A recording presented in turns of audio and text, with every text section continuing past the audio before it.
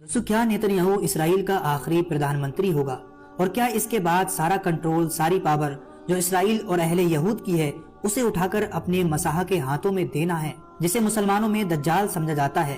और ये मैं नहीं कह रहा बल्कि यहूदियों के सबसे बड़े रबाए यानी सबसे बड़े धर्मगुरु इस बात की पेशनगोई कर चुके हैं। वो वीडियो भी मैं आपको आगे दिखाऊंगा कि जिसमें यहूदियों के सबसे बड़े रब्बी ने आज से 40 साल पहले अमेरिका में यंग नेतन्याहू से कही थी कि एक वक्त आएगा कि तुम इसराइल को लीड करोगे, बहुत आगे लेकर जाओगे।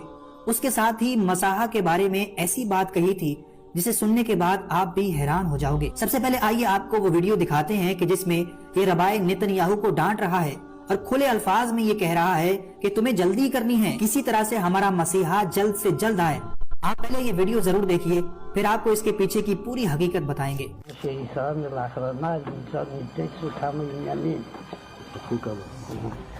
מה שלא יאות, וגם משהו שעדיין משאיר ליבו, אז הייתה מה שהוא ומה ידיעתו.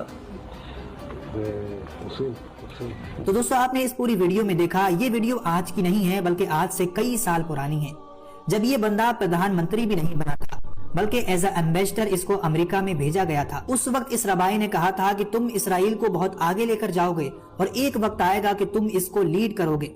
फिर 1996 में नेतन्याहू प्रधानमंत्री बनता है। उसके बाद फिर इस रबाए से नेतन्याहू की मुलाकात होती है तो ये बहुत गुस्से में था। इसने नेतन्याहू से कहा कि तुम उस तरह काम नहीं कर रहे हो जिस तरह तुम्हें करना चाहिए था, कि तुमने चीजों को जल्दी करना था, तुम्हारे वजह से मसीहा नहीं आ पा रहा है, तो जितनी जल्दी तुम अपना काम मुकम्मल करोगे मसीहा उतनी जल्दी आएंगे, इसलिए जो काम कर रहे हो उसे तेजी से करो। इसके बाद दोस्तों ये रबाया तो चला जाता है, लेकिन नेतन्याहू ने इसकी बातों को अपने पल्ले बांध लिया और वो वैसे ही काम करता रहा जैसे इसको कहा गया था। और अब वो सारे काम इसने मुकम्मल कर दिए हैं जैसा कि इसके रबाया ने कहा था, जिसकी वजह से मसाहा के आने में देर हो रही थी।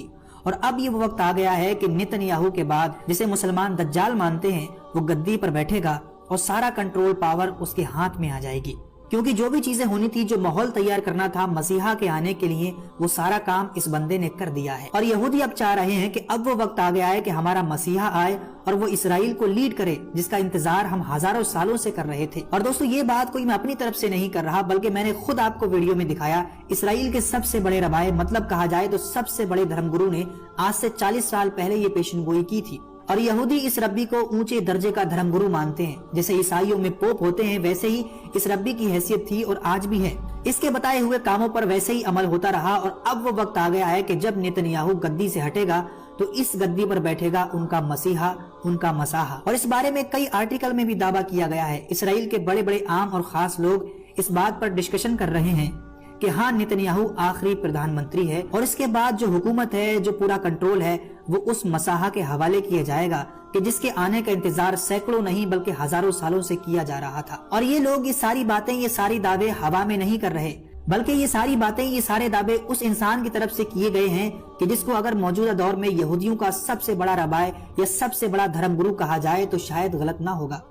दोस्तों आपको जानकर हैरानी होगी कि यहूदियों के अंदर कुछ ऐसे फिरके पाए जाते हैं जिनमें एक का नाम है ज़ोहरान, जो कबाल पर यकीन रखते हैं। उनके मुताबिक ये 5वां मिलेनियम चल रहा है और हमको अपने सारे मंसूबे और सारे काम हिब्रू कैलेंडर के मुताबिक 5787 से पहले मुकम्मल करने हैं। अगर आप इस हिब्रू कैलेंडर के वक्त को आज के मॉडर्न कैलेंडर से मिलाएं तो आपको पता चलेगा कि वो तारीख बनती है 1 अक्टूबर सन 2027।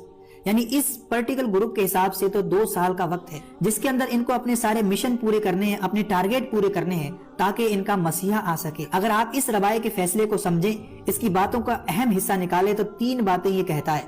नंबर 1, ग्रेटर इसराइल बनाना है जो कि इनका एक ख्वाब है। दूसरी बात कहता है थर्ड टेम्पल की तामीर करना है और तीसरी बात कहता है मसीहा की आमद को जल्दी करना है, तेज करनी है। खुद इस रबाए के अल्फाज हैं कि नेतन्याहू इसराइल का आखिरी प्रधानमंत्री होगा और इसके बाद अगली जो कमांड है हमारे अपने मसीहा के हाथ में।